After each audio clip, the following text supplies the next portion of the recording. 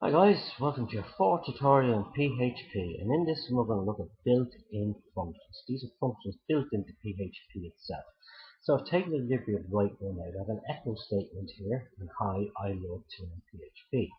And after I put a built-in function streamlet. So this save that. And if I go in here and I'll open it up first and like this, refresh my page, we should get, yes, 23 letters in streamlet. Okay, if we go in here and change this one and go string reverse, this should reverse the string. You've probably seen that a minute ago. I already have that one up on screen. Let's just do a different tutorial. If I reverse that string, just reverses the writing.